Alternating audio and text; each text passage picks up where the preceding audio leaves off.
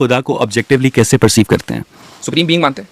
तो मुझे ये बताइएगा कि उस सुप्रीम बीइंग जो थी वो खुद ब खुद बन गई? वाओ, ये आपके आर्गुमेंट का जवाब है? नहीं मैं आपसे ये पूछ रहा जवाब हूँ, है। मैं आपसे पूछ रहा हूँ कि एक सुप्रीम बीइंग जो है, जो एक बीइंग होती है, Seriously? मुझे मुझे मुझे आप मजाक उड़ाने की जगह अगर जवाब दे दें तो मुझे ज़्यादा, सुप्रीम बीइंग खुद ब खुद बन गई। मैं वाकई बहुत बेहतर आपसे वो कर रहा था एक्सपेक्ट। मैं भी।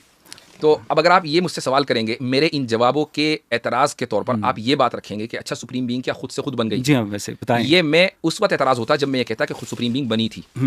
तो आप ये कहते खुद से खुद बनी थी या किसी ने बनाया इल्मुल था? कलाम हो गया ना, तो हम तो वो what do you mean by इल्मुल कलाम हो गया? मैं आपसे कहूंगा Exactly. तो ये साइंस हो गई ना, ये मैं कह सकता हूं। तो ये भी कोई बात और आप ठहरे आप साइंस अगर के ये कहें दुश्मन। और आप ठहरे इल्मुल कलाम के दुश्मन, जो कि और कॉमन आप सेंस मान रहे हैं कि इल्मुल कलाम कॉमन सेंस है और साइंस कॉमन सेंस नहीं है।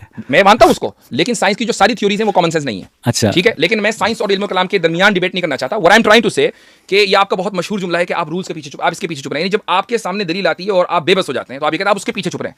खैर वो तो मैंने किसके पीछे छुपा हूं? सुन लीजिए, आप साइंस के पीछे इतनी देर से चुप रहे थे। अच्छा, साइंस दलील नहीं है। अब ये नहीं है, खुदा के वजूद में साइंस दलील नहीं, मैं साबित कर चुका हूं। अच्छा, अब वो आप नेशनल अब एकेडमी ऑफ आप ये कहते साइंसेस। हैं, जी वही ठीक है। अब मैं आपको ये कह रहा हूं कि भाई अगर खुदा के बारे में हम ये कहते हैं कि उसके वजूद का आगाज हुआ है, तो आप मुझसे ये सवाल करते हैं कि कैसे हुआ है। जब हम ये कह रहे हैं कि उसके वजूद का आगाज ही नहीं हुआ, तो ये सवाल तो इररिलेवेंट है, ये सवाल ही गलत है।